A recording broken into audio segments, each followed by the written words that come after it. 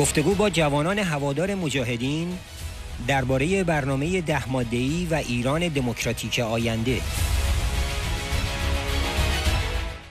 Welcome everybody to our panel discussion on a future democratic Iran.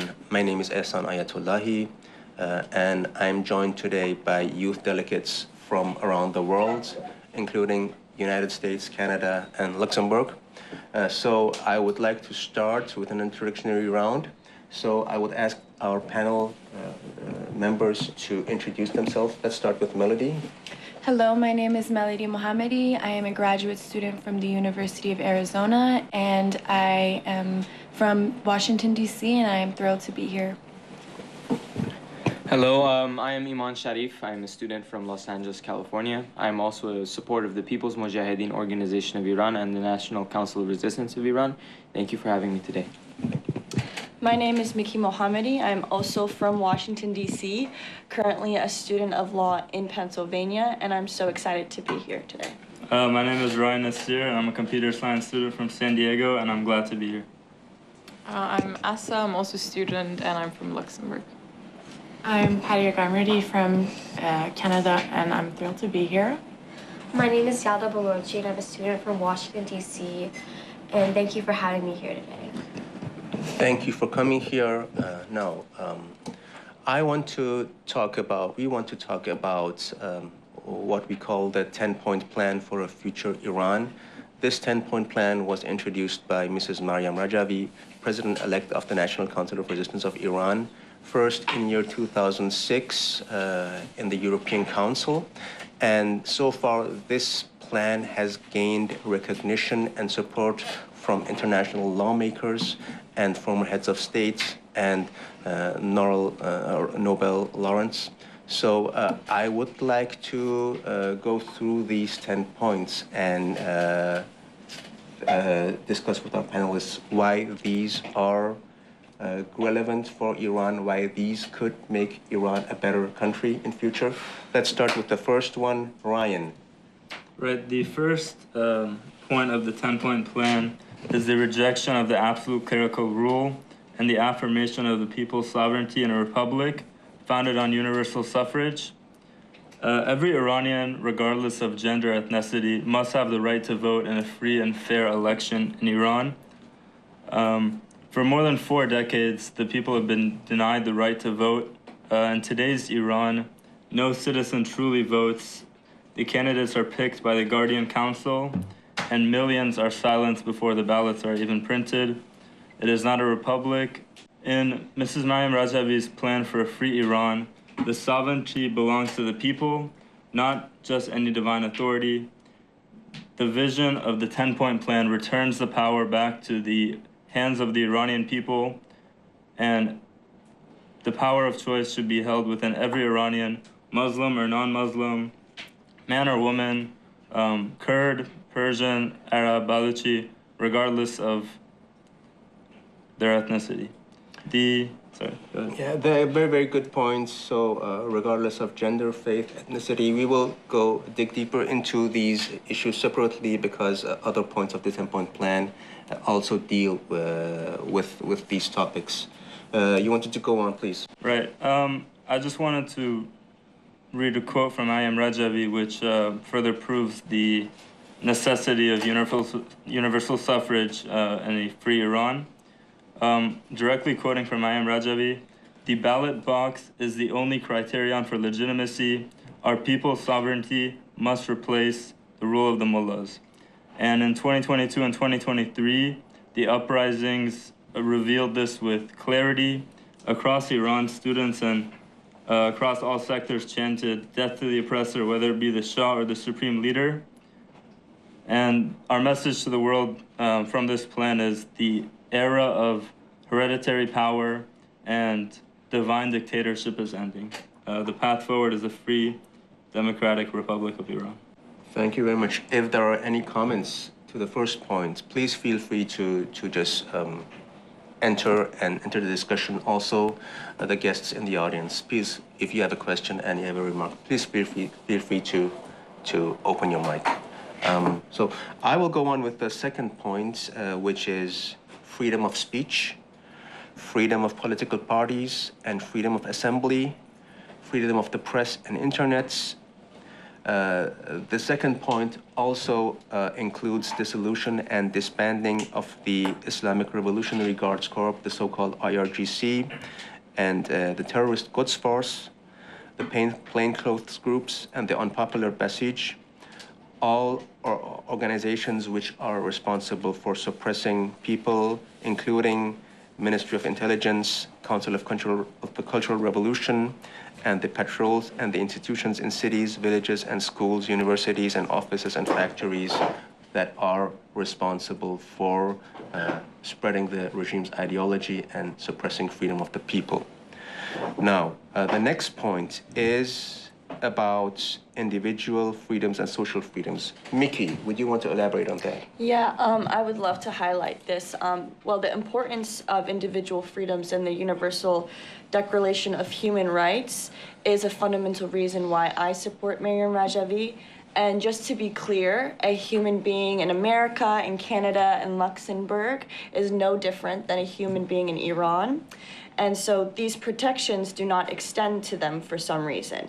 So I support Maryam Rajavi's 10-point plan for freedom for a non-nuclear democratic Iranian regime is because the first set of these points, which, as you just mentioned, allow the freedom of speech, assembly, attire, all of which garner expression in the way that we express ourselves as human beings. And I think that regardless of which soil you stand on, these protections should be granted to everyone, which is why she calls them universal declarations.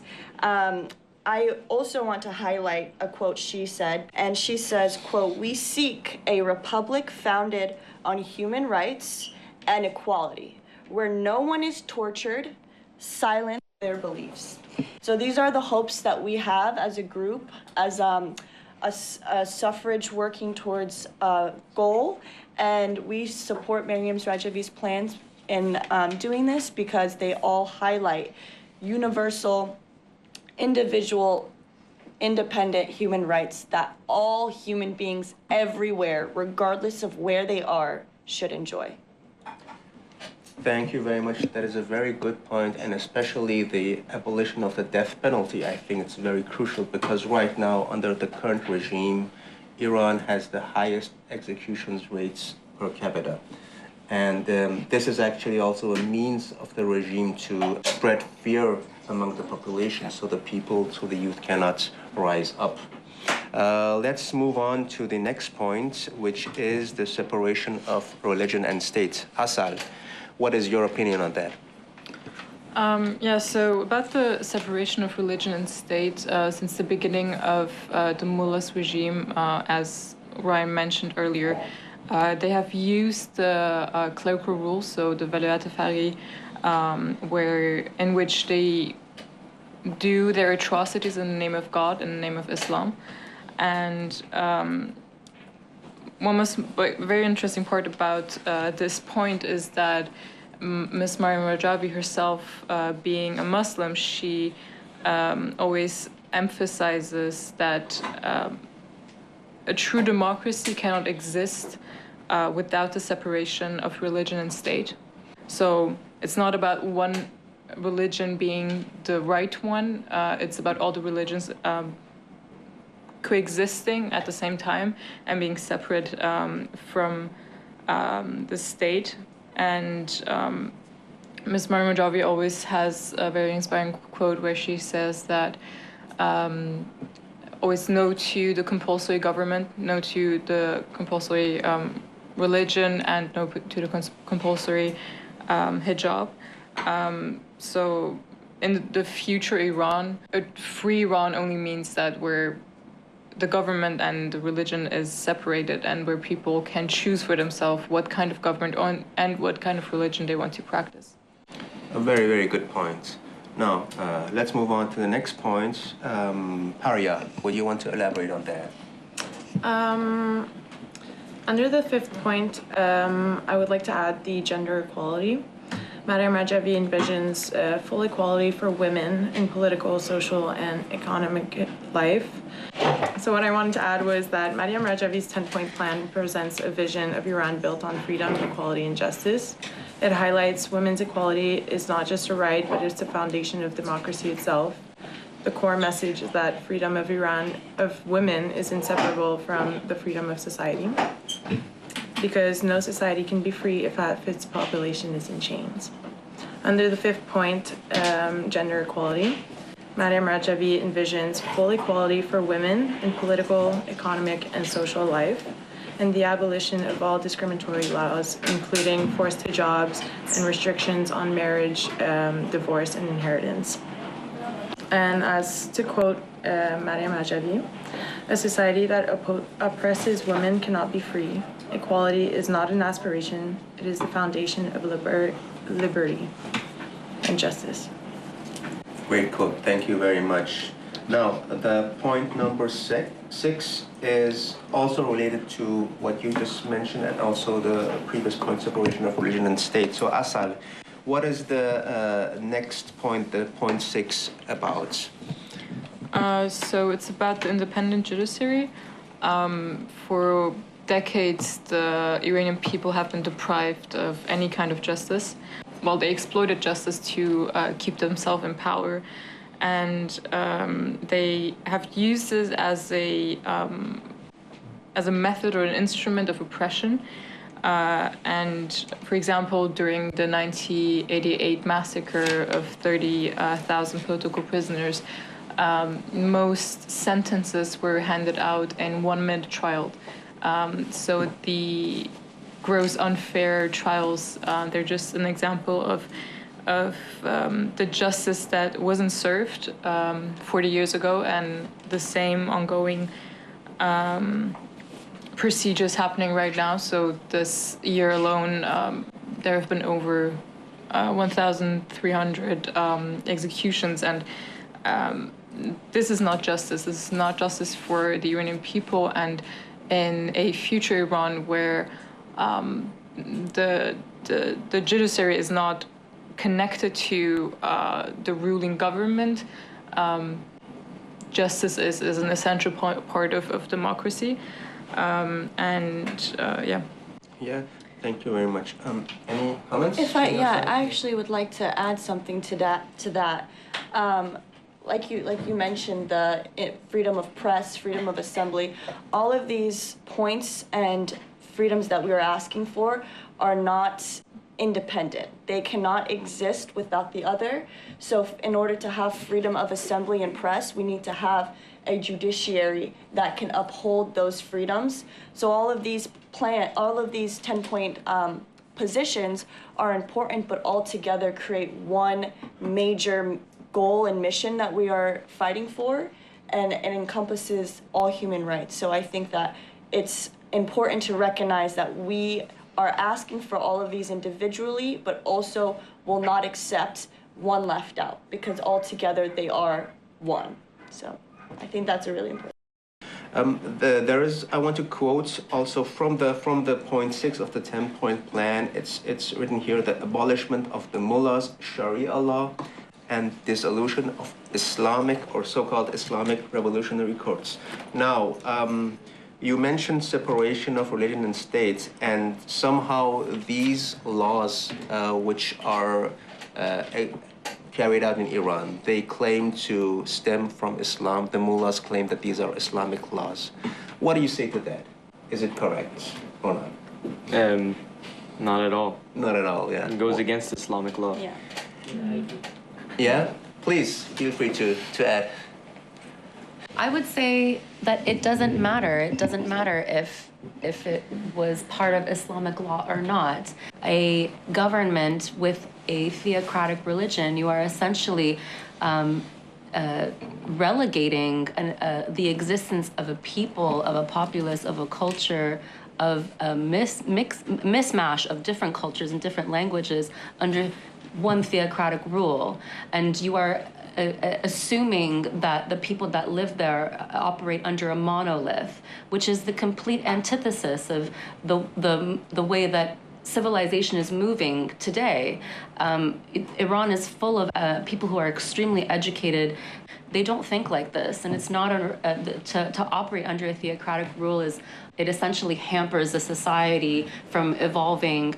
Sorry, I'd like to expand a little bit on the point I made earlier, within saying that this regime, while it might use the name of Islam, it's important to establish that this is not an Islamic government. What this regime does goes against the laws and the revelation of Islam. In the Quran, it said there should be no compulsion in religion, yet this regime has compulsion in everything. This regime is not an embodiment of Islam, it is a disgrace to it. And to call this regime a representative of Islam is not correct to say. I agree. Yeah. If I just may, one little sentence to add to that is that a lot of these regimes sometimes will use the word of God to kind of bolster their own narrative and to push their agenda.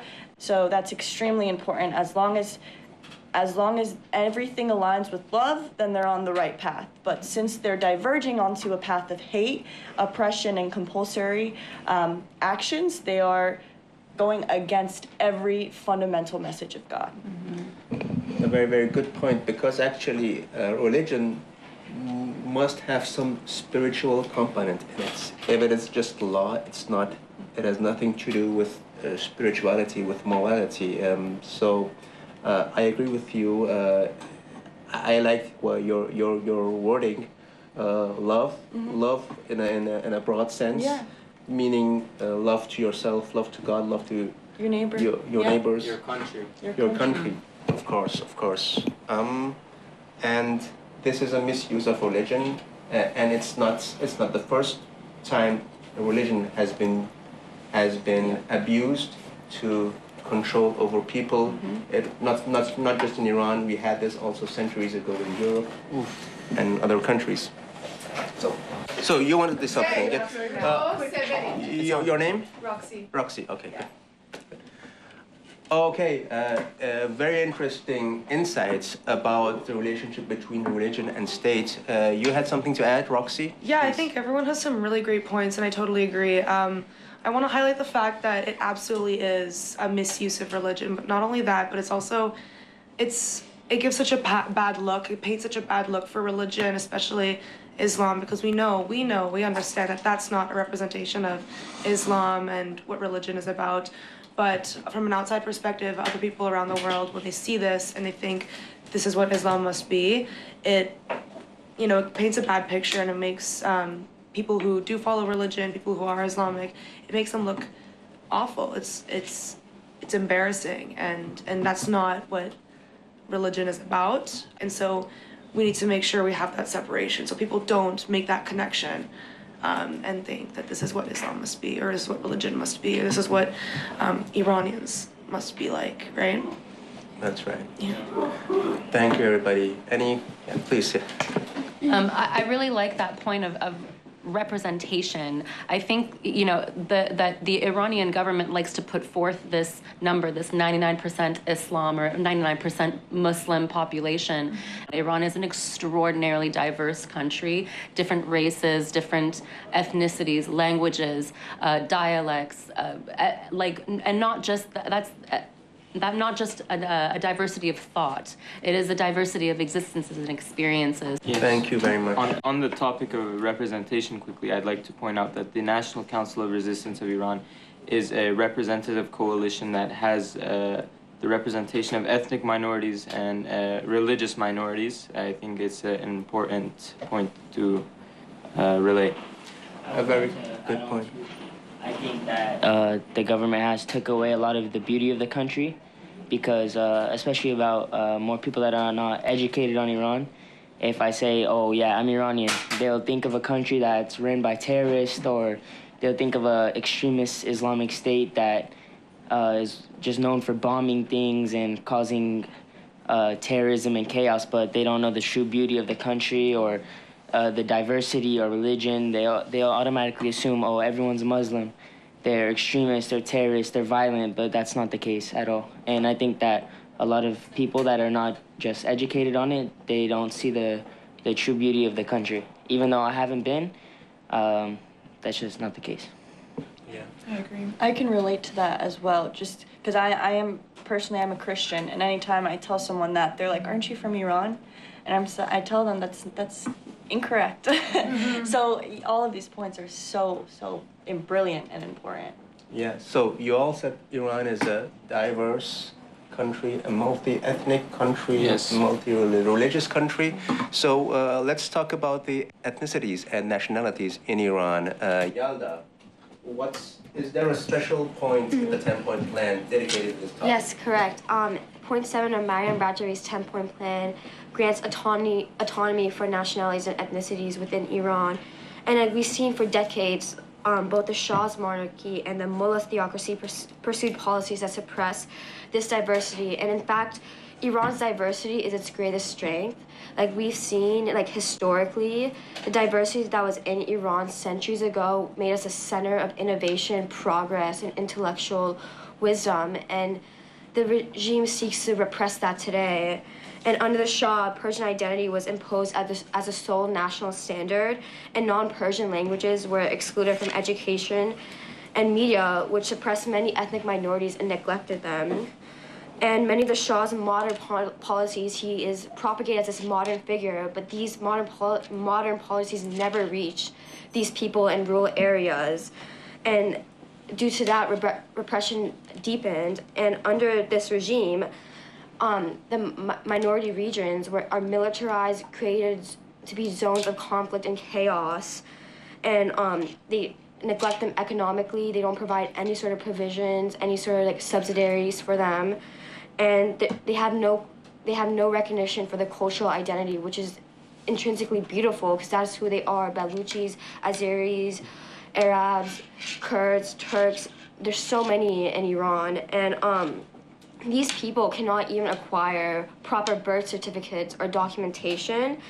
Amnesty International and the Human Rights Watch report that thousands of Baluchi children within Iran remain undocumented, which denies them healthcare and education, simple human rights, which is a critical issue within Iran today. And a free Iran under Maryam Rajavi's 10-point plan will break this tyrannical legacy of oppression, and her plan will establish a system grounded in the natural and inalienable rights of all people within Iran. And that is the right to equality before the law, to freedom of belief and culture, and to self-governance within a unified state. This is their Iran as much as it is ours. And Iran's diversity is what makes us such a beautiful nation, both then and now, and we must acknowledge that and account for it. And I would like to quote Maryam Rajavi: "Our compatriots who are from different nationalities, cultures, and languages must be able to equally participate in national decision-making. They must be able to preserve their cultural and lingual identity. They must be able to speak, work, and study in their mother tongues and promote them. A democratic republic is built on the principle that all citizens, regardless of their ethnicity, language, or region, enjoy full and equal rights. And this is the essence of our nation, and this is what we should strive for in the future." Great, very great.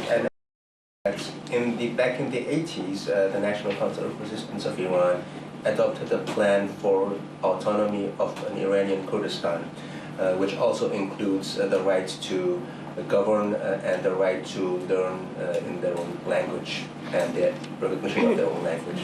And to that, many people say that this will create divisions in Iran, but in fact, it will further unity, because when people who are from different cultures are respected and represented in a free Iran, that's where we could truly come together and collaborate to form a beautiful and progressive nation.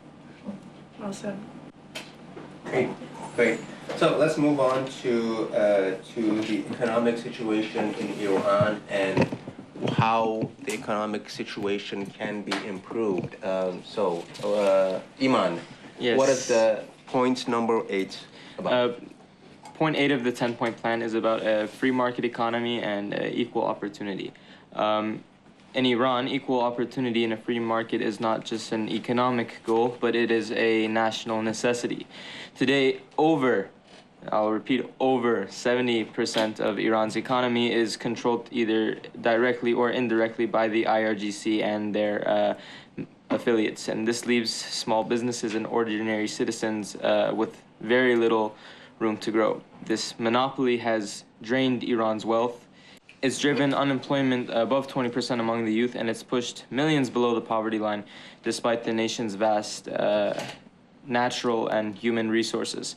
In a democratic Iran, we will dismantle these monopolies and open the market to competition, transparency, and innovation. Every Iranian will have the right to build, invest, and prosper based on merit, not based on connections or privilege. Our vision is an economy where hard work replaces corruption, and where 100% of oil and national revenues are transparently managed, and where opportunity is not a favor, but a right. As Ms. Maryam Rajavi said, we seek an economy based on freedom, equality of opportunity, and respect for human dignity, not on corruption and privilege. This is the foundation of a free Iran, an Iran where the economy serves the people and not the powerful. Thank you very much, Iman. So their regime has ruined the economy. Definitely. And to move on to the next point, it has also ruined the environment of Iran. So would you want to elaborate on that, Melody? Yes, so when we speak about Iran's future, we often talk about freedom, democracy, and justice, but one of the essential pillars that Maryam Rajavi emphasizes in her 10-point plan is the environment. The environmental protection is not just a political issue, but it's our moral duty and a matter of national survival. Decades of corruption, greed, and mismanagement by the current regime has poisoned our air, dried our rivers, and turned our once fertile lands into dust. From Lake Irma to Karun River, our natural treasures, symbols of life and identity, have been brought to the brink of extinction. In a democratic Iran, a responsible and transparent government will invest in a clean energy, reforestation, and water restoration. We will harness Iran's abundant sunlight and wind not only to power our homes, but to protect our planet. We will restore our forests, revive our lakes, and rebuild our relationship with nature. Environmental reform will not only heal our land, it will be a foundation for economic recovery, public health, and national pride. It will also strengthen Iran's role in global environmental cooperation, contributing to international efforts to combat climate change and protect biodiversity. Ms. Maryam Rajavi also powerfully reminds us that, she quotes, "Respect for our nature is respect for life itself. In a free Iran, environmental protection will be a sacred responsibility of the state. Let us commit to that vision and an Iran where freedom, justice, and natural thrive together." Thank you very much. The last point number 10, is about peaceful coexistence with neighboring countries in the region, and also having a non-nuclear Iran. Can you elaborate on that, Ryan? Sure. A free Iran will live in peace with the world without nuclear weapons or regional aggression. Since the beginning of its inception, the Iranian regime has interfered in all the regional countries and warmongered by supporting a multitude of terrorist groups and funding trillions to its nuclear program, stealing the money of the Iranian people to attempt to save its own regime. It has also used this nuclear program to blackmail the international community and extract concessions from it, while spreading war and terror across the region. It has used the threat of the nuclear bomb to shield itself from any accountability from the international community. The NCRI was actually the first to reveal this secret nuclear weapons program in 2002, and essentially saving the world from a nuclear-armed terrorist regime. A free Iran will have peace with its regional neighbors, and it will be based on equality, respect, and shared security between all.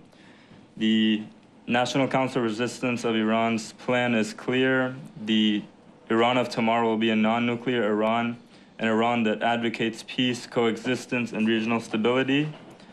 By ending the export of terrorism, Iran will regain its rightful place as a constructive global partner. And lastly, to quote Maryam Rajavi, our free Iran will be a non-nuclear country, living in peace with and friendship with its neighbors and the world. And lastly, the day Iran is free will be the day peace returns to the Middle East. Thank you. That's a very, very good point. Now, talking about nuclear program, some people see the regime's nuclear program as a kind of national pride. Some people claim, why shouldn't we have nuclear weapons if other countries do? What did you reply to that? Any idea? Is it a good thing? Is it a good logic? I mean, the only reason for a nuclear weapon is for destruction. So going back to that notion of hate, that's all it is. That's the goal of it. And using the Sharia law to give some sort of name to nationality, or what is the term you just used? National pride. National pride. To say that this nuclear weapon is something of national pride is innately going against the anything that embodies peace. It's a weapon of destruction used only for destruction.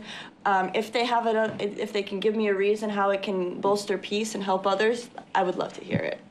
And to Mickey's point, there's so much you could do with nuclear energy. You could use it as a form of energy instead of fossil fuels, which will help Iran's environment. And we see that as a way that will benefit society, but this regime chooses and actively propagates nuclear weapons and the accumulation of nuclear weapons as a token of fear, and they profit off that fear within the Middle East, and it makes it harder for other countries in our same region to even pursue anything and to even develop and further progress as they hold this card over them, and they just use it to incite fear within and out of Iran. Good point. So you and then you. I agree with everyone regarding the actual weapons, but another thing I would like to add is the fact that, because you brought up national pride, and so national pride, it can be important, it cannot, but when you're looking at this specific situation, at what cost, right?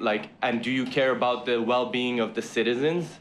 And if money is being stolen from the citizens, keeping them in poverty, keeping them in all sorts of chaos, while we're acquiring nuclear weapons, is that really for the people, or does that really relate to national pride at all, or is that okay? So, why isn't the well-being if it's for the well-being of the citizens, why isn't the well-being of the citizens being put in the first place? Why is it not a priority? Why are we spending trillions of dollars, as you mentioned earlier, just to acquire a weapon that puts everybody else in danger? It doesn't make sense. The last point I would like to make is, I exactly agree with what you said. The last point is, if this was for the people, why would they have built it in secret all these years and spent $2 trillion on it until the NCRI finally revealed it in 2002? So essentially the nuclear program is to the detriment of the Iranian people, in conclusion. A very, very good point, and you also mentioned the NCRI revelations, which is actually something the NCRI is quite proud of, because it shows what a danger the regime poses to the international community, and that it deprives the people of their own rights, and that this is a project that has cost trillions and trillions of dollars. And we also had and mentioned the issue of economy, the poverty, 70% you mentioned under poverty line. And it also shows that the NCRI does have a good network inside Iran to expose these kind of activities, apart of the resistance units and the supporters inside Iran, in the prisons anyway. And a part of that, we have people inside the system, people who work but who don't support the system, who prefer to have a replacement to this regime. And we discussed about what a replacement could look like. Thank you very much, everybody. If anyone has some closing statements, please feel free to add. the Iranian regime uses the excuse of the people with most of things. They say, oh, this is for the people, but they have completely ruined the value of the dollar in Iran, and that single-handedly ruined the lives of many lower-income, middle-class people in Iran. They can't even go and afford a bus ticket or afford to go out and eat a meal. So even though they say it's for the people, they're completely ruining their lives. They're killing their own people and they're killing their own country. Okay, I would like everybody who hasn't spoken yet to just say one sentence, your own a statement. What you think about the discussion. So I agree. I totally agree, and I think that by prioritizing nuclear bombs, we are taking away from our own people, because the money that we spend on nuclear bombs to ruin other countries and our own country as well, we could invest in our people.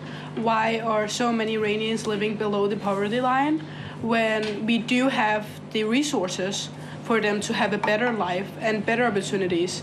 Why do I in the West have the opportunities to get higher education, get jobs, be equal, have right to vote, when an Iranian woman just like me with the same parents, same Iranian parents, same root, don't have that opportunity, when we do have the resources to give them that opportunity? Yeah. anyone else? Okay, so I think we can close if you agree. Thank you everybody for coming, and I learned a lot from you guys, and I hope we can keep up and continue these discussions either online or we have other platforms where we can also use. Some of you are already active on our X spaces and lives, and so you know me, you know how to contact me, and okay. Hope we can also have other opportunities to meet and have other conferences. Thank you very much. Thank you.